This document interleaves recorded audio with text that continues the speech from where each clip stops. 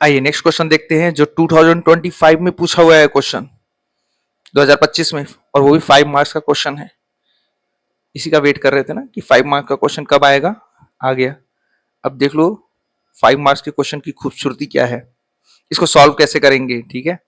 तो उसको देखिएगा, अप्रोच कैसे करना है, ठीक है बेटा।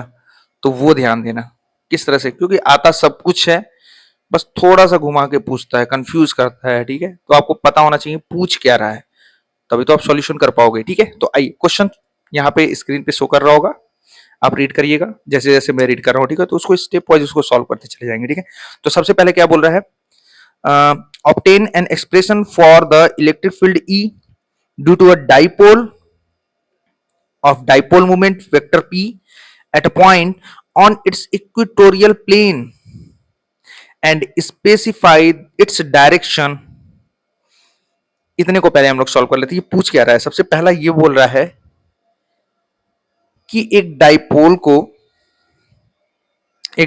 के इक्विटोरियल पॉइंट पे, इक्विटोरियल प्लेन पे, डाइपोल है हमारा, इक्विटोरियल प्लेन पे इलेक्ट्रिक फील्ड फाइंड आउट करना है। यानी कि हमें ये वो वाला डेरिवेशन करना है इक्विटोरियल पॉइंट पे इलेक्ट्रिक फील्ड वाला, जो हम लोग डेरिवेशन कर चुके हैं, ठीक है।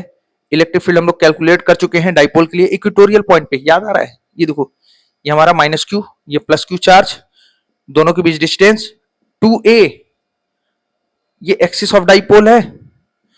और इक्विटोरियल प्लेन क्या होगा, ये हमारा इक्विटोरियल लाइन होता है जो इसके ठीक सेंटर से जाता है। तो इस पी पॉइंट पे हमें नेट इलेक्ट्रिक फील्ड कैलकुलेट करना है, इस पी पॉइंट पर हमें नेट इलेक्ट्रिक फील्ड कैलकुलेट करना है। यही हमारी इक्वेटोरियल लाइन है, याद आ रहा है। ये डिस्टेंस ए, ये डिस्टेंस ए, यहां पर हमें नेट इलेक्ट्रिक फील्ड कैलकुलेट करना है। इसको चार्ज 1, इसे चार्ज 2, डेरिवेशन आप देखना, आपको याद आ जाएगा, ठीक है। तो यहाँ पे नेट इलेक्ट्रिक फील्ड कुछ इस तरह से आता था, याद आ रहा है। इक्विटोरियल कितना आता था, के पी बाई आर क्यू, के पी बाई आर क्यू। अब इसके डायरेक्शन की बात करें तो डाइपोल मूवमेंट का डायरेक्शन हमारा ये है vector P, net electric field का डायरेक्शन उसके अपोजिट होता है। तो नेट इलेक्ट्रिक फील्ड का जो डायरेक्शन होगा वह इक्वेटोरियल पॉइंट के लिए वेक्टर फॉर्म हम लोग इसका लिख रहे हैं, डायरेक्शन यानी कि इसका vector form minus K P vector divide by r cube. माइनस कहां से आ गया, इलेक्ट्रिक फील्ड और डाइपोल मूवमेंट दोनों एक दूसरे से अपोजिट डायरेक्शन में है कि नहीं। ये वाला डायरेक्शन पॉजिटिव ले रहे हैं तो ये वाला डायरेक्शन निगेटिव आ जाएगा, क्लियर है। दोनों अपोजिट डायरेक्शन में है इसलिए यहां पर हमारा निगेटिव साइन आ रहा है। वो हमें बता रहा है कि इलेक्ट्रिक फील्ड और डाइपोल मूवमेंट एक दूसरे से अपोजिट डायरेक्शन में, क्लियर है। तो ये वाला डेरिवेशन करना है। फर्स्ट क्वेश्चन में ये बोल रहा है, 5 मार्क्स के क्वेश्चन है ये, ठीक है। तो इसको स्टेप वाइज जो है इसमें कई क्वेश्चंस पूछे गए हैं। तो फर्स्ट क्वेश्चन तो ये पूछ रहा था इक्वेटोरियल पॉइंट पे हमें net electric field find out करना था, वो कैलकुलेट कर लिया, ठीक है। नेक्स्ट क्या पूछ रहा है, आइए देखते हैं। नेक्स्ट बोल रहा है hence find the value of electric field first, find out electric field, यहां पे देख लेते हैं। Find out electric field, value of electric field at the centre of the dipole r is equal to 0, r is equal to 0, r तो हमारा यही होता था ना, ठीक है। बोल रहा है first electric field find out करना है, ठीक है, at r is equal to 0, centre of dipole, centre of dipole, dipole के सेंटर यहां पर net electric field find out करना है। अरे कर सकते हैं बिल्कुल, ये देखो माइनस क्यू, ये प्लस क्यू, दोनों चार्ज को ज्वाइन करने वाली लाइन एक्सिस, ये सेंटर हो गया डाइपोल का, ये डिस्टेंस है हम लोग 2a मान करके चल रहे हैं। यहां पर हमें net electric field find out करना है तो कर सकते हैं। इसको मान लिया चार्ज 1, इसे मान लिया चार्ज 2, यहाँ नेट इलेक्ट्रिक फील्ड। इस तरह के क्वेश्चन हम लोग बहुत किए हुए हैं, ठीक है। जब आप लेक्चर देखोगे तो उसमें हम लोग इलेक्ट्रिक फील्ड फाइंड आउट करना सीखे हैं किसी भी पॉइंट पर, ठीक है।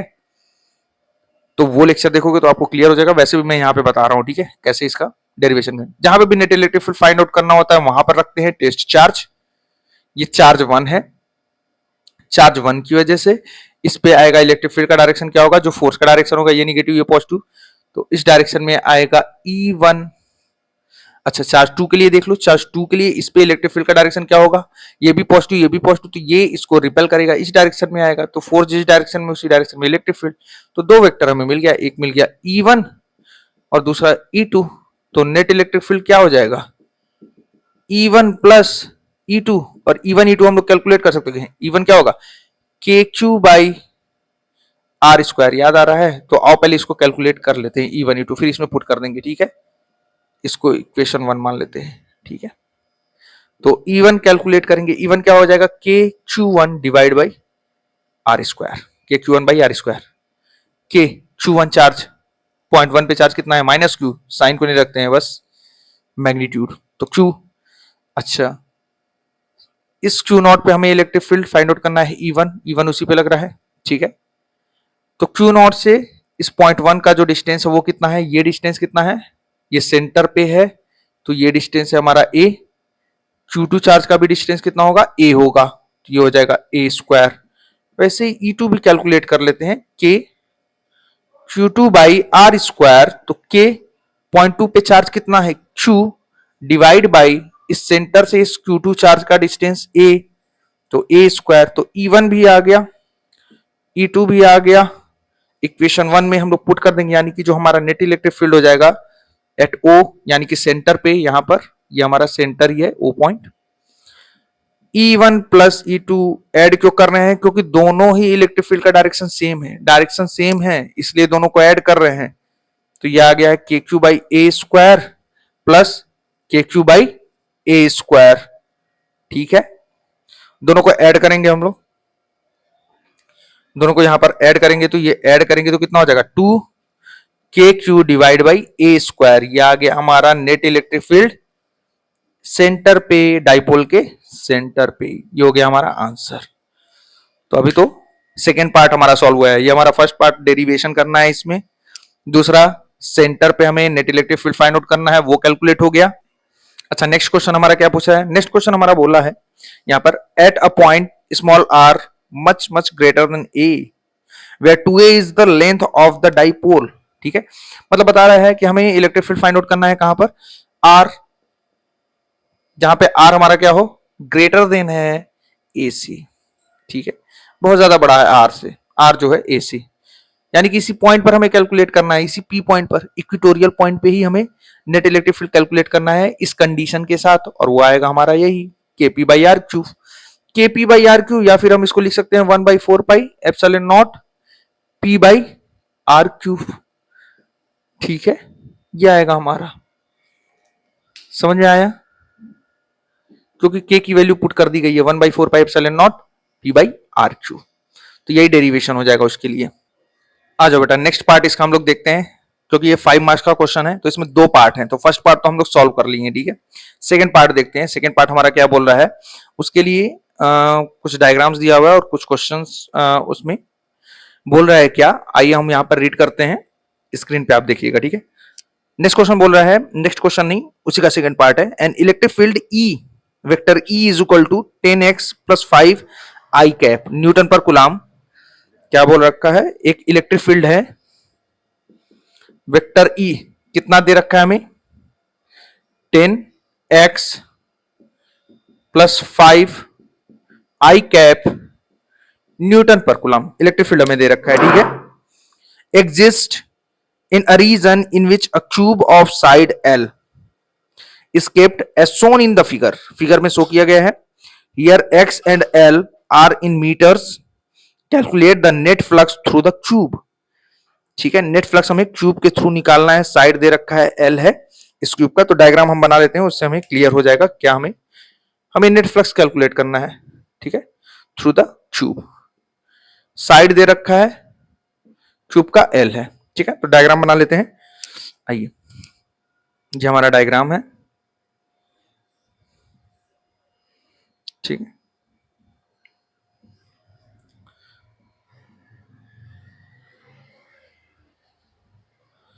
ये हमारा डायग्राम है, और ये है हमारा एक्स एक्सिस, ये एक्सिस है हमारा एक्स एक्सिस, ये है वाई एक्सिस, और ये है जेड एक्सिस, ये दे रखा है, ठीक है? और इलेक्ट्रिक फील्ड हमारा दे रखा है 10x+5 आई कैप न्यूटन पर कूलम। आई कैप दे रखा है यानी कि एक्स एक्सिस के लॉन्ग है हमारा इलेक्ट्रिक फील्ड, ठीक है, जो कि दे रहा है यहाँ। अच्छा, ये हमारा ओरिजिन है, तो यहां पर x की वैल्यू क्या है 0,0, ठीक है। और जब इस सरफेस की बात करेंगे, इस वाले सरफेस की बात करें, तो यहां पर हमारी x की वैल्यू क्या है, यहां से यहां तक की लेंथ, और वो कितनी है, l है, साइड, यानी कि यहां पर हमारा जो कोऑर्डिनेट होगा वो होगा l,0। क्लियर है। तो यहां पर जो हमारा प्लेन है उसके x की वैल्यू 0 है, और यहां पे जो हमारा प्लेन है उसके लिए x की वैल्यू l है, ठीक है। इलेक्ट्रिक फील्ड का डायरेक्शन x एक्सिस के अलोंग है। क्लियर है। तो इस सरफेस के परपेंडिकुलर इलेक्ट्रिक फील्ड लाइन हमारा इस डायरेक्शन में आएगा, x एक्सिस के अलोंग। तो इलेक्ट्रिक फ्लक्स हमारा इन्हीं दोनों सरफेस से ही फाइंड आउट होगा, इस सरफेस से नहीं होगा, फ्रंट सरफेस से नहीं होगा, बैक सरफेस से नहीं होगा, ठीक है। क्योंकि वहां के लिए एंगल क्या है हमारा 90 डिग्री है, तो उसके लिए फ्लक्स हमारा 0 जगह। तो इसके लिए क्वेश्चन हम लोग कर चुके हैं, एक ट्यूब के लिए नेट फ्लक्स हम लोग कैलकुलेट कर चुके हैं, ठीक है, फ्रॉम द गॉस लॉ से, ठीक है। तो यहां पे हम लोग नेट फ्लक्स कैलकुलेट करेंगे। इलेक्ट्रिक फील्ड किधर वेरी कर रहा है, एक्स एक्सिस के अलोंग, तो उसके लिए हम लोग कैलकुलेट करेंगे। एक तो हमारा इस सरफेस के लिए फ्लक्स मिलेगा और दूसरा इस सरफेस के लिए, ठीक है।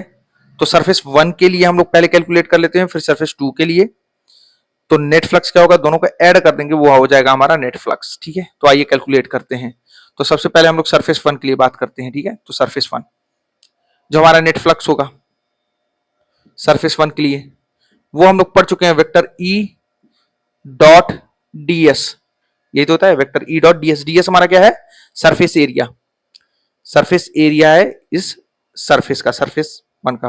किसके लिए हम लोग बात करें, फॉर सरफेस 1, ठीक है। सरफेस 1 के लिए हम लोग फ्लक्स कैलकुलेट कर रहे हैं, तो ये हो जाएगा हमारा EDS कॉस थीटा। थीटा क्या है हमारा, इलेक्ट्रिक फील्ड और सरफेस एरिया के बीच एंगल, एरिया वेक्टर के बीच एंगल। इलेक्ट्रिक फील्ड हमारा किस डायरेक्शन में है, इलेक्ट्रिक फील्ड इस डायरेक्शन में है, तो ये हो गया हमारा इलेक्ट्रिक फील्ड।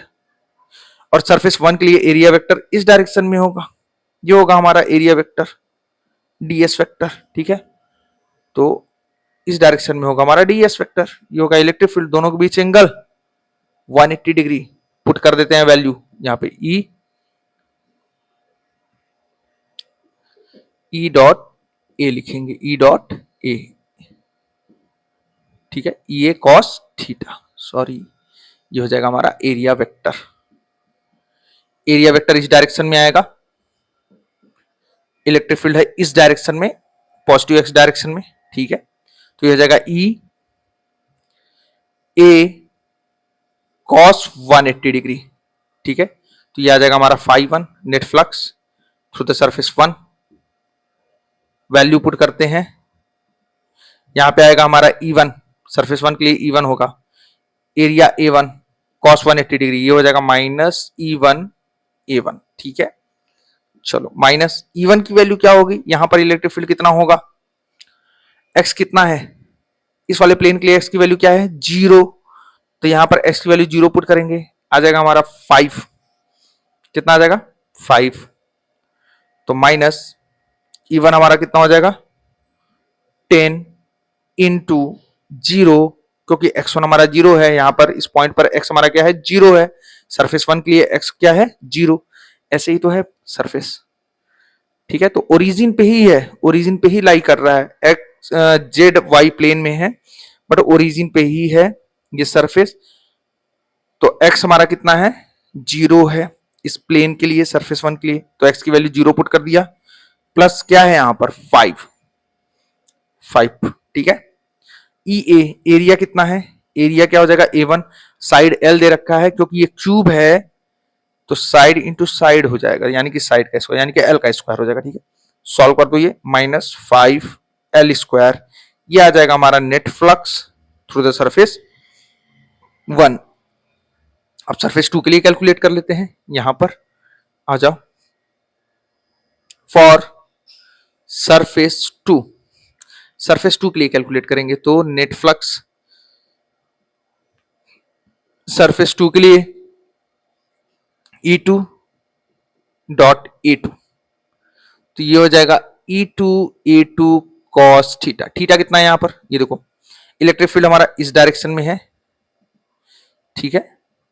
एरिया वेक्टर इस प्लेन के परपेंडिकुलर इसी डायरेक्शन में आएगा, दोनों सेम डायरेक्शन में है, तो थीटा हमारा क्या होगा 0 डिग्री। तो यहां पर लिख सकते हैं E2 cos 0 डिग्री, cos 0 की value 1, E2 into A2।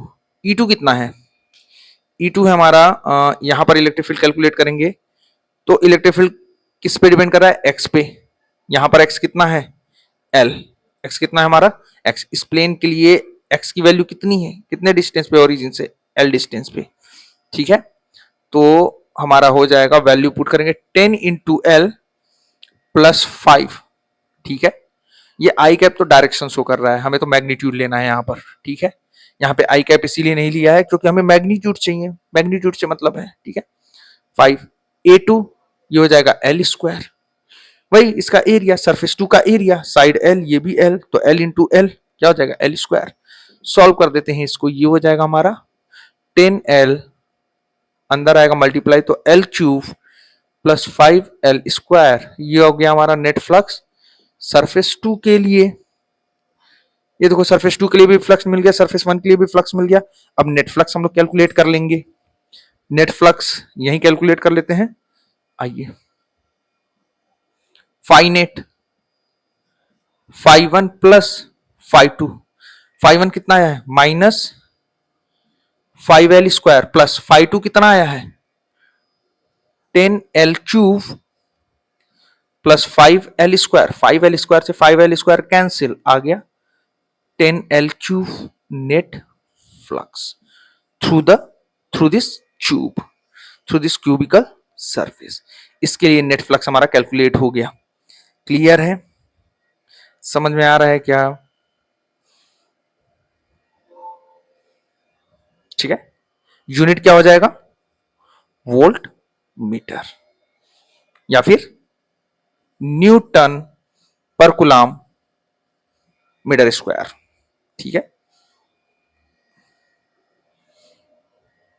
Clear है ना, समझ में आ रहा है, यूनिट न्यूटन पर कूलम मीटर स्क्वायर या वोल्ट मीटर, ठीक है।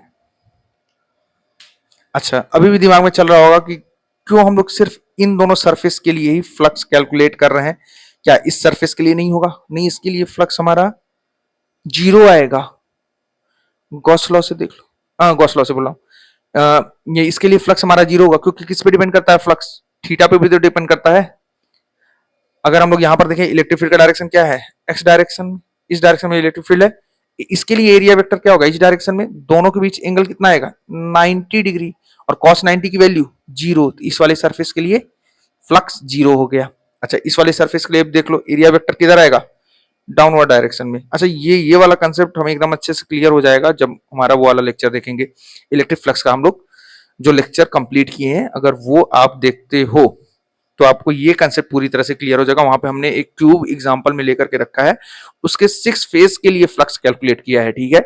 तो उस वीडियो को जाकर के आप देखो तो आपका ये कंसेप्ट क्लियर हो जाएगा, क्यों इसके लिए अभी हमारा फ्लक्स नहीं आएगा, क्यों इसके लिए फ्लक्स नहीं आएगा, इस फ्रंट वाले सरफेस के लिए फ्लक्स नहीं आएगा, क्योंकि सबके लिए एंगल 90 डिग्री बनेगा। और cos 90 की वैल्यू क्या होती है 0, इसके लिए 0 डिग्री आ रहा है ई और ए के बीच एंगल, इसके लिए 180 डिग्री एरिया वेक्टर और इलेक्ट्रिक फील्ड के बीच का एंगल 180 डिग्री आ रहा है। क्लियर है, इसलिए इन्हीं दोनों सरफेस के लिए हमारा फ्लक्स आएगा, बाकी सभी सरफेस के लिए फ्लक्स 0 होगा क्योंकि वहां पे थीटा 90 डिग्री है। क्लियर है यहां तक, चलो नेक्स्ट क्वेश्चन हम लोग देखते हैं।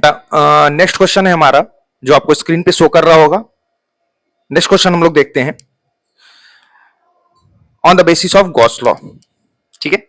तो क्वेश्चन है हमारा the inward and outward electric flux through a Gaussian surface are 2 phi and phi respectively.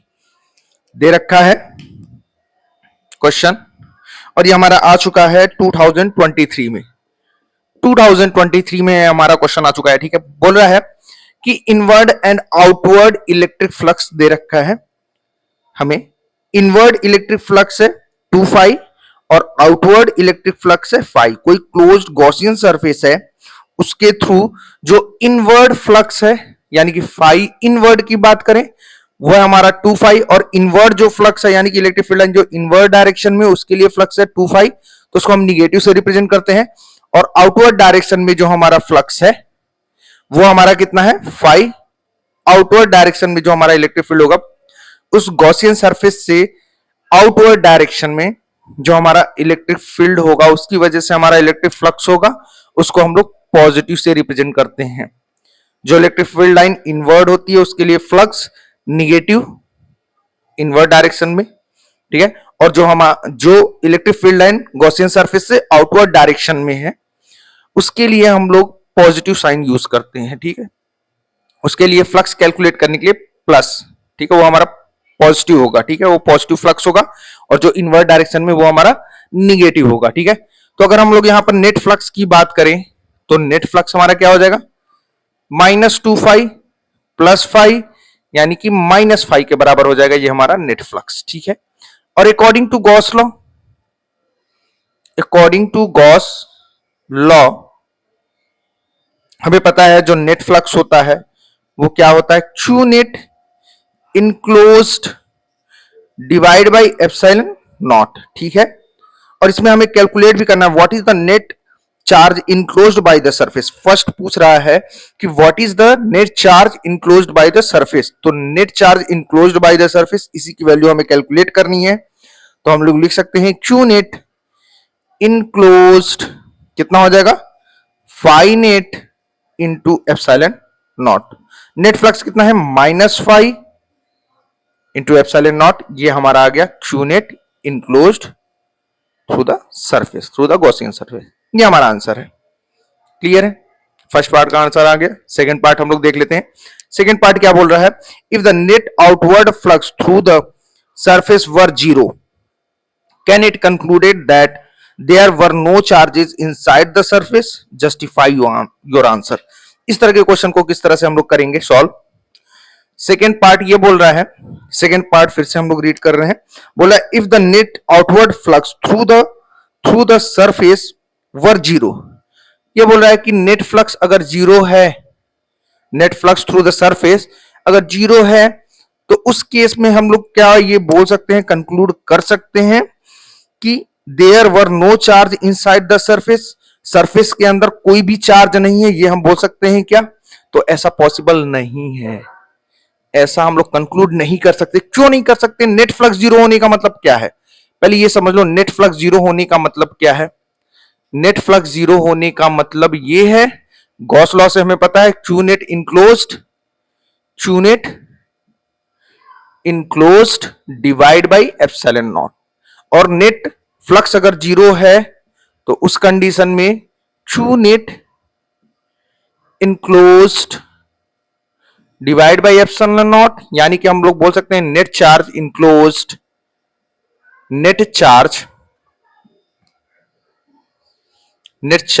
Enclosed by the surface वो कितना होगा 0 होगा, क्योंकि ये जो एप्सिलॉन नॉट है ये मल्टीप्लाई हो जाएगा 0 से और Q नेट इनक्लोज हमारा क्या आ जाएगा 0। अच्छा, Q नेट इनक्लोज्ड 0 होने का मतलब ये है कि उस गॉसियन सरफेस के अंदर कोई भी चार्ज नहीं है, नहीं, इसका मतलब ये नहीं है कि Q नेट इनक्लोज बोलने का मतलब ये है कि जितने पॉजिटिव चार्ज होंगे उतने ही निगेटिव चार्ज है वहां पे। तो हम ये नहीं बोल सकते हैं, ये कंक्लूड नहीं कर सकते कि उसके अंदर कोई चार्ज नहीं है, उसके अंदर चार्ज है लेकिन जितने पॉजिटिव चार्ज हैं उतने ही निगेटिव चार्ज हैं, तभी इन दोनों का सम क्या हो गया 0 हो गया।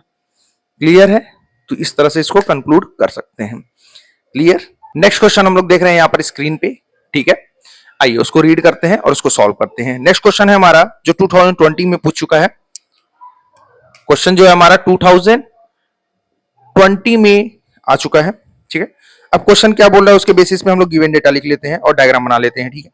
बोल रहा है an electric field is uniform and acts along plus x direction in the region of positive x.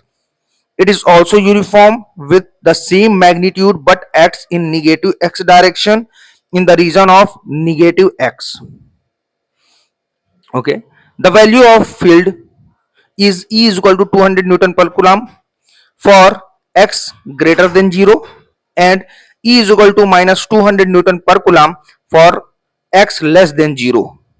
ठीक है, तो जितना बोल रहा है उसके बेसिस पे हम लोग एक डायग्राम बना लेते हैं।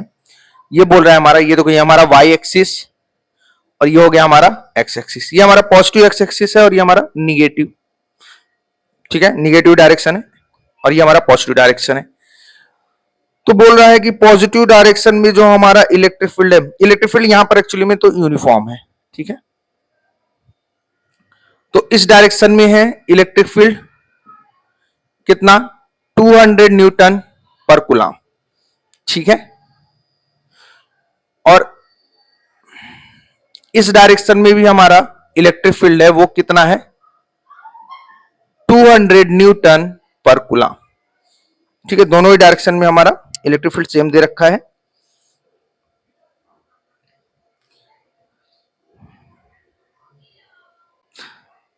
A right circular cylinder of length 20 centimeter and radius 5 centimeter has the center at the origin and its axis along the x-axis so that one flat face is at x is equal to plus 10 centimeter and the other is at x is equal to minus 10 centimeter. Find the net outward flux through the cylinder. मतलब सीधा सीधा ये बोल रहा है कि यहाँ पे हमारा एक सिलेंडर है, इसके दो फ्लैट सरफेस है, दो फ्लैट फेस है, एक फेस ये और दूसरा फेस ये है, एक फेस ये और दूसरा फेस ये है, ठीक है। कुछ इस तरह से है कि इसका जो एक्सिस है वो एक्स एक्सिस की क्या है अलोंग है, ये हमारा एक्स एक्सिस है इसके अलोंग है, ठीक है, सेंटर पे है, ठीक है। जो सिलेंडर का सेंटर है वो हमारा यहाँ सेंटर पे है, ठीक है।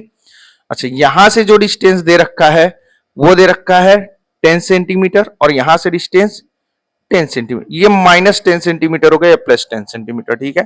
चलो, और इसका रेडियस हमें दे रखा है, इसका जो रेडियस है वो है 5 सेंटीमीटर, ठीक है। तो गिवन डेटा हम लोग यहीं पे लिख लेते हैं। गिवन डेटा क्या क्या दे रखा है, इलेक्ट्रिक फील्ड जो कि यूनिफॉर्म है हर एक पॉइंट पर और वो कितना है 200 न्यूटन पर कूलम, ठीक है। रेडियस दे रखा है सिलेंडर का वो है 5 सेंटीमीटर, मीटर में कन्वर्ट कर लेंगे 5 into 10 to power minus 2 metre, clear है। और क्या दे रखा है, लेंथ दे रखा है 20 सेंटीमीटर, सिलेंडर की लेंथ दे रखी है 20 सेंटीमीटर, वैसे लेंथ की जरूरत है नहीं बट लिख लेते हैं, ठीक है। अब बोल रहा है फर्स्ट जो है फाइंड आउट करना है, फाइंड आउट हमें करना है first electric flux through this close cylindrical surface. अब electric flux through this close cylindrical surface हमें फाइंड आउट करना है, तो नेट फ्लक्स क्या होगा, हमें पता है नेट फ्लक्स क्या होता है, integral vector E dot D होता है कि नहीं। अच्छा, यहां पर हमें फ्लक्स कौन कौन से सरफेस के थ्रू मिलेगा, आ जाओ देख लेते हैं। यहां पे कितने सरफेस है, 3 सरफेस हैं, 2 फ्लैट सरफेस और ये एक कर्व सरफेस है, ठीक है, ये कर्व सरफेस है, ठीक है। तो कैलकुलेट कर लेते हैं, इसको मान लेते हैं सरफेस 1, इसे मान लेते हैं सरफेस 2 और ये कर्व सरफेस को सरफेस 3, ठीक है। इलेक्ट्रिक फील्ड का डायरेक्शन ये है, याद रखना, ये हमारा इलेक्ट्रिक फील्ड का डायरेक्शन है और इधर इस डायरेक्शन में है इलेक्ट्रिक फील्ड, क्लियर। चलो, अच्छा, ये सरफेस 1 के लिए हो जाएगा, सरफेस 2 के लिए vector E dot D A और सरफेस 3 के लिए, थर्ड सरफेस के लिए vector E dot D A, ठीक है। सॉल्व करते हैं नेट फ्लक्स, सॉल्व करते हैं नेट फ्लक्स क्या हो जाएगा, इंटीग्रल सरफेस 1 के लिए E D A cos theta, theta कितना होगा यहां पर, थीटा कितना होगा।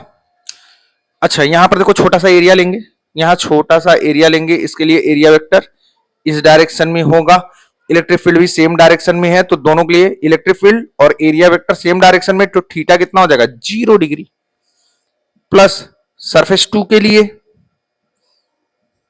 ईडीए कॉस इलेक्ट्रिक फील्ड का डायरेक्शन ये है, समझ में आ रहा है कि नहीं, इस डायरेक्शन में इलेक्ट्रिक फील्ड, और यहां पर अगर एरिया वेक्टर देखें तो किस डायरेक्शन में है, छोटा सा एरिया ले रहे हैं, यहां पर एरिया वेक्टर इसी डायरेक्शन में आएगा डी ए, इलेक्ट्रिक फील्ड भी इसी डायरेक्शन में है, दोनों का डायरेक्शन सेम है, तो थीटा यहां पर क्या हो जाएगा 0 डिग्री, ठीक है।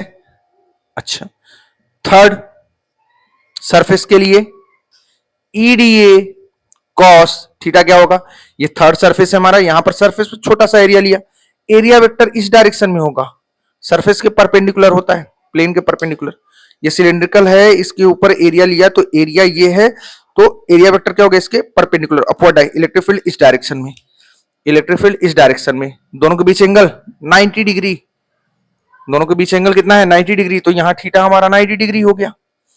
ठीक है, तो इसके लिए जीरो हो जाएगा, cos 90 की वैल्यू जीरो, ये जीरो हो जाएगा। इसके लिए कैलकुलेट 1 और 2 के लिए, 1 और 2 फ्लैट सरफेस के लिए हम लोग यहां पर फ्लक्स कैलकुलेट कर सकते हैं, E integral D A plus E integral D A. इसको यहां पर हम लोग लिख देते हैं, सॉल्व करते हैं। हाँ ठीक है, यहां पर देख लेते हैं। नेट फ्लक्स जो होगा हमारा वो कितना हो जाएगा, ई इलेक्ट्रिक फील्ड क्या है, यूनिफॉर्म है, कांस्टेंट है, तो integral D A plus second surface के लिए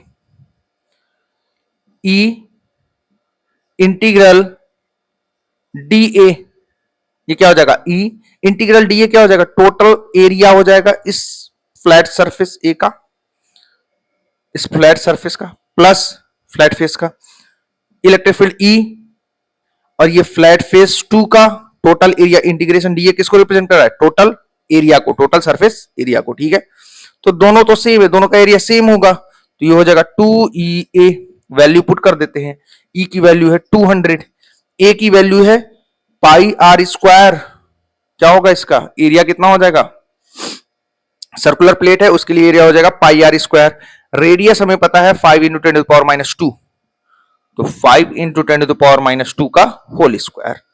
क्लियर है, क्लियर है ये। चलो आगे बढ़ते हैं, इसको सॉल्व करते हैं।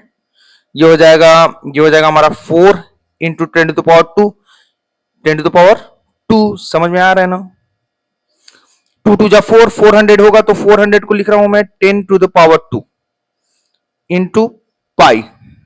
इसको सॉल्व करेंगे, ये हो जाएगा 5 का स्क्वायर 25, 10 टू द पावर -2 का स्क्वायर 10 टू द पावर -4, 25 को 4 से मल्टीप्लाई करेंगे कितना हो जाएगा, 25 को 4 से मल्टीप्लाई करेंगे, ये हो जाएगा 100, यानी कि 10 to the power 2 into 10 to the power 2 into pi into क्या बच गया 10 टू द पावर -4।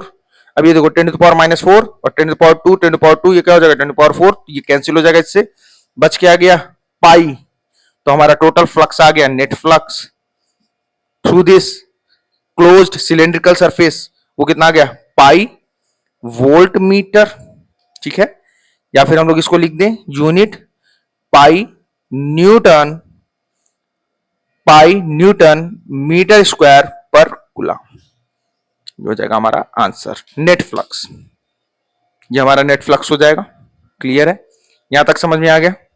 अब आ जाओ इसका सेकंड पार्ट हम लोग सॉल्व करते हैं। सेकंड पार्ट क्या बोल रहा है, बोला है the net charge present inside the cylinder. Net charge हमें कैलकुलेट करना है, इस सिलेंडर के अंदर नेट चार्ज, अगर इस सिलेंडर के थ्रू पास होने वाला जो फ्लक्स है वो कितना है, पाई वोल्ट मीटर या पाई न्यूटन मीटर स्क्वायर पर कूलम, तो नेट चार्ज कितना होगा वो भी कैलकुलेट कर सकते हैं। आ जाओ कैलकुलेट करते हैं। अकॉर्डिंग टू गॉस लॉ,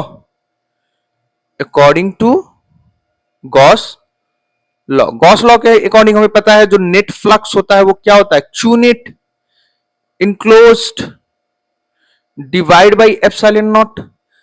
तो हमें नेट चार्ज ही तो फाइंड आउट करना है, क्यू नेट क्या हो जाएगा, फाई इंटू एप्सिलॉन नॉट, ये इससे मल्टीप्लाई हो जाएगा, तो net flux into epsilon not.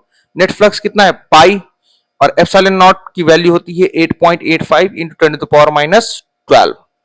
Solve कर देंगे इसे, कितना हो जाएगा, पाई की वैल्यू 3.14, वैल्यू पुट करके हम इसको सॉल्व करेंगे, 8.85 into 10 to the power -12 coulomb.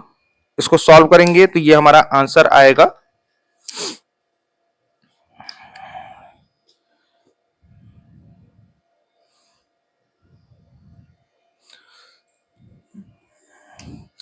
इसको मल्टीप्लाई करेंगे तो ये आ जाएगा हमारा 27 पॉइंट, और मल्टीप्लाई कर ही लेते हैं, ये देख लो 27.789 27.789 into 10 to the power -12, 10 to the power -12 coulomb. ये आ गया हमारा q net charge inside the cylinder. ठीक है, inside close cylinder, closed Gaussian cylinder के अंदर जो नेट चार्ज है 27.789 इंटू 10⁻12 कूलम। ठीक है, क्लियर है यहां तक? चलो आ जाओ नेक्स्ट क्वेश्चन देखते हैं हम लोग। नेक्स्ट क्वेश्चन हम लोग देखते हैं यहाँ पर बोर्ड पे आपको शो कर रहा होगा, हम उसको रीड करते हैं और उसको सॉल्व करते हैं। ठीक है, 5 मार्क्स के क्वेश्चन है, जितने भी क्वेश्चन अभी हम लोग कर रहे हैं वो 5 मार्क्स के क्वेश्चन है।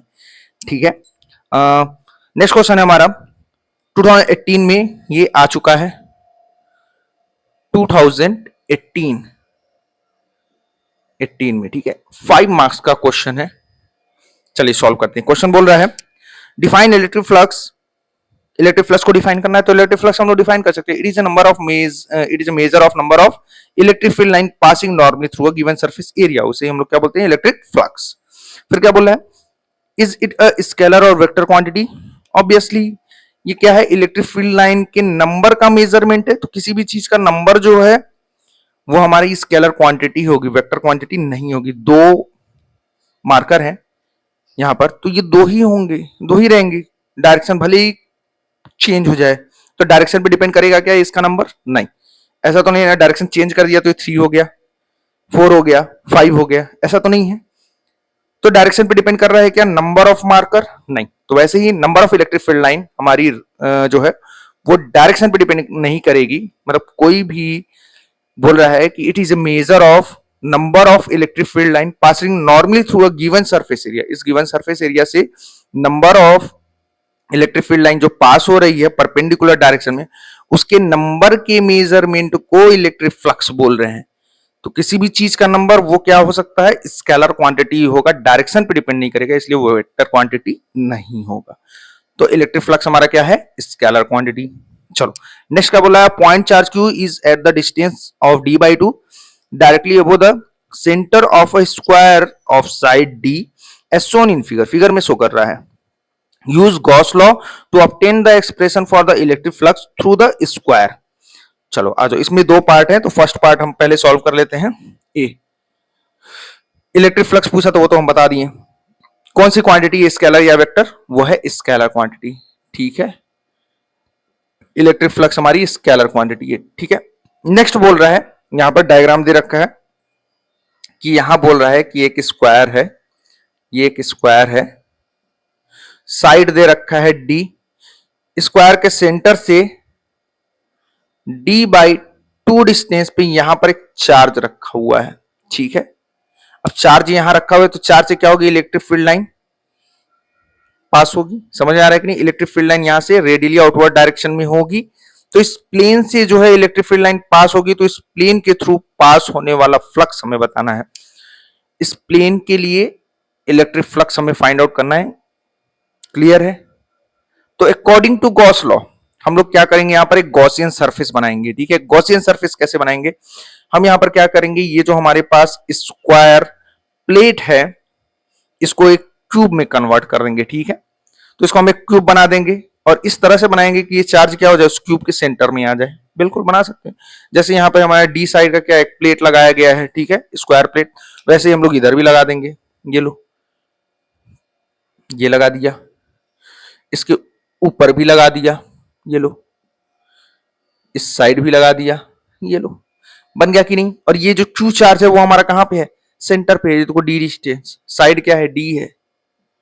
ठीक है, ये d/2 पे, यानी कि क्यू चार्ज हमारा सेंटर पे है। तो according to Gauss law, Gauss law के अकॉर्डिंग जो नेट फ्लक्स है थ्रू द क्लोज्ड सरफेस वो कितना होता है? Q net in closed divide by epsilon naught. तो नेट चार्ज इसके अंदर कितना है? Q divide by epsilon naught. तो ये हमारा net flux through the close surface. लेकिन यहां हमें इस प्लेट के लिए निकालना है, इस स्क्वायर प्लेन के लिए निकालना है फ्लक्स। तो यहां पर कितने प्लेन है? क्यूब है, तो इसके कितने फेस होंगे? 6 फेस होंगे। यानी कि 6 फेस के लिए जो हमारा फ्लक्स है वो कितना है? Q by epsilon naught. तो वन फेस के लिए जो फ्लक्स होगा वो कितना हो जाएगा? Q divide by 6 epsilon naught. Clear है कि नहीं? तो हमारा net flux through this plane surface कितना आ जाएगा, क्यू बाई 6 एप्सिलॉन नॉट। यहां तक क्लियर है, समझ में आया? ये हमारा आंसर, ठीक है। सेकंड क्या बोल रहा है, हम लोग बी देख लेते हैं, बी क्या बोल रहा है उसे हम लोग सॉल्व करते हैं। चलो, बी बोल रहा है कि if the point charge is now move to distance d. अब इस पॉइंट चार्ज को डी डिस्टेंस तक मूव किया जा रहा है, ठीक है। डी बाई 2 पे पहले था, अब डी डिस्टेंस पे मूव किया जा रहा है। अच्छा, from the centre of the square and the side of the square is double, explain how the electric flux will be affected. Electric flux will be affected, मतलब सीधा सीधा बोल रहा है कि इस चार्ज को डी डिस्टेंस पे ले जाकर के रख दे, इस सेंटर से डी डिस्टेंस पे हो, इसके साइड भी डबल कर दिया। ये जब डी पे होगा, साइड 2D होगा, तो सेम केस बनेगा, सेम केस बनेगा, बनेगा कि नहीं? ये देखो, सेम केस बनेगा, यही तो बोल रहा है। ये हमारा प्लेन है, स्क्वायर प्लेट 2D, और यहां सेंटर से डी डिस्टेंस पे हमारा यहां पर क्या है, चार्ज है। फिर से हम लोग क्या करेंगे, गॉसियन सरफेस बनाएंगे, साइड वही होगा 2D, ये लो बना दिया गॉसियन सरफेस, ठीक है।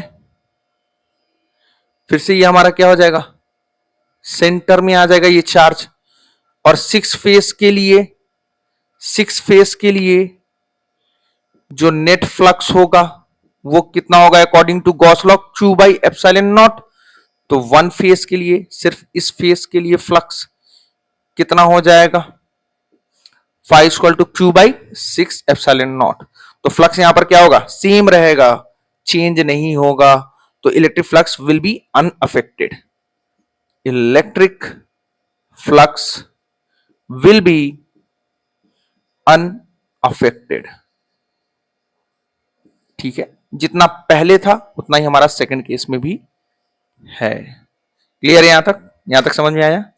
चलो आ जाओ, नेक्स्ट क्वेश्चन हम लोग देखते हैं। नेक्स्ट एक कंसेप्ट है, उसे देख लेते हैं, उस कंसेप्ट को यहीं पे देख लेते हैं। चलो आ जाओ। मान लो हमारे पास एक डाइपोल है, डाइपोल समझ में आता है, two equal and opposite charges, negative charge positive charge, magnitude दोनों का सेम है, separated at very small distance. इसको हम प्लेस कर देते हैं किसी क्लोज सरफेस में, तो इस क्लोज सरफेस के थ्रू पास होने वाला जो फ्लक्स होगा वो कितना होगा, according to Gauss law, q net enclose divide by epsilon naught. Net charge इसके अंदर कितना है, माइनस क्यू प्लस क्यू, क्या हो जाएगा, 0। तो हमारा नेट फ्लक्स क्या हो गया, 0। समझ में आया? इसके अंदर नेट चार्ज हमारा क्या है, 0 है। दोनों चार्ज को ऐड करेंगे क्या हो जाएगा, 0। माइनस क्यू प्लस क्यू, जितना निगेटिव चार्ज उतना ही पॉजिटिव चार्ज, दोनों को ऐड करेंगे तो नेट चार्ज 0 आ जाएगा, इसलिए हमारा net flux through this surface 0 होगा। क्लियर है? यहां तक समझ में आया? चलो अब आगे हम लोग देखेंगे एप्लीकेशन ऑफ गॉस लॉ। पहले उसको पढ़ेंगे, कंसेप्ट क्लियर करेंगे, फिर उसके बाद से उस पर न्यूमेरिकल सॉल्व करेंगे, ठीक है। तो आइए देखते हैं।